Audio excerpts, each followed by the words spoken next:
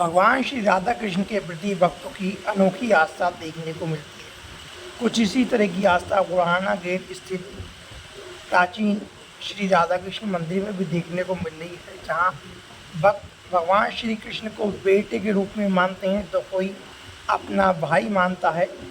भक्तों का तो ये कहना है कि जो भी उनसे मांगा है उनको सब कुछ मिला है। ऐसे में हमारे साथ कुछ भक्त हैं, उनसे ही बात करते हैं कि किस प्रकार वह भगवान श्री कृष्ण की पूजा आराधना करते हैं। रोज़ यहाँ दर्शन करने आती हूँ। मेरा घर यहीं पास में है, तो मैं रोज़ सुबह शाम जिस टाइम मुझे मौका मिलता है मैं रोज़ दर्शन करने आ जाती हूँ भगवान के। मेरे तो भाई हैं, मैंने तो अपने भाई रूप में मान रखा है। तो इच्छा तो यही है, भगवान को जो देना होता है देते तो वो ही हैं, जो हमारे लिए अच्छा है। मंदिर आपको कैसा लगता है? बहुत अच्छा लगता है। आप बताते हैं चांदी के राधा कृष्ण जी देखें।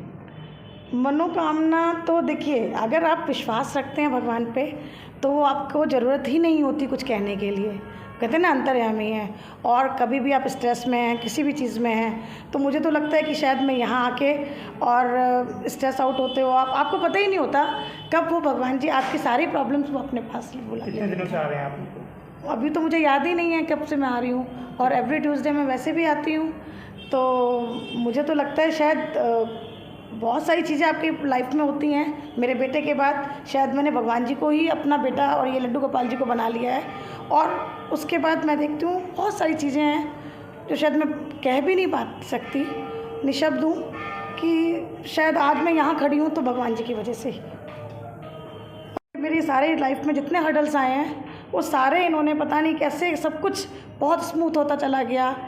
और मेरा छोटा बेटा, वो शायद मैं कहती हूँ हर चीज़ के लिए जैसे लगता है कि भगवान जी आके खुद सॉल्व कर देते हैं मेरे लिए।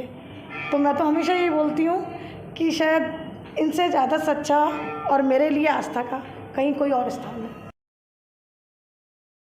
राधा कृष्ण है, इनके प्रति भक्तों की भी विशेष आस्था देखने को मिलती है।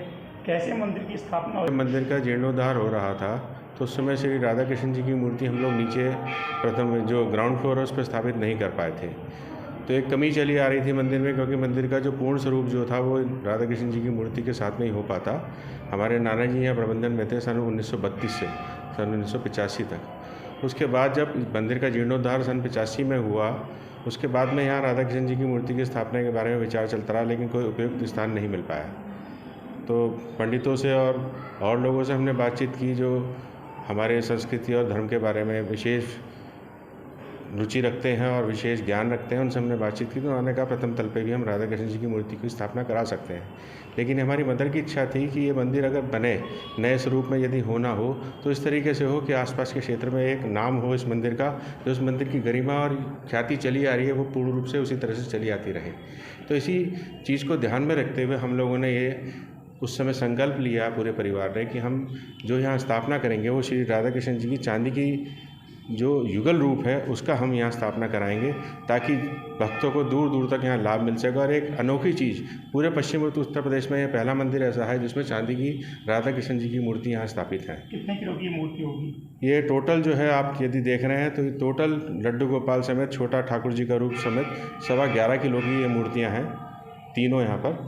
और जन्माष्टमी को 3 दिवसीय कार्यक्रम होता है, पूरी भरपूर सजावट होती है। और मेन जन्माष्टमी वाले दिन पूर्ण रूप से जिस प्रकार से हमारे लड्डू गोपाल जी हैं, विशेष रूप से इनको कलकत्ता से बनवा के यहाँ मंगाया गया था मूर्ति को, इनका विशेष झूला है। उस दिन लोगों में बड़ी परंपरा है कि इनको झूला झुलाने की, और इनका पहले यहाँ विधिवत रूप से जन्म कराया जाता है। जो प्रक्रिया चलती है बड़े बड़े मंदिरों में, उन्हीं उसी प्रक्रिया को फॉलो करते हुए हम यहाँ इनका जन्म कराते हैं, पंचामृत स्नान कराते हैं, इनको नए नए वस्त्र यहाँ धारण कराए जाते हैं। और उसके बाद में जो जितने भी भक्तजन हैं वो उनको झूला झुला के अपनी मनोकामना इनके चरणों में रखते हैं।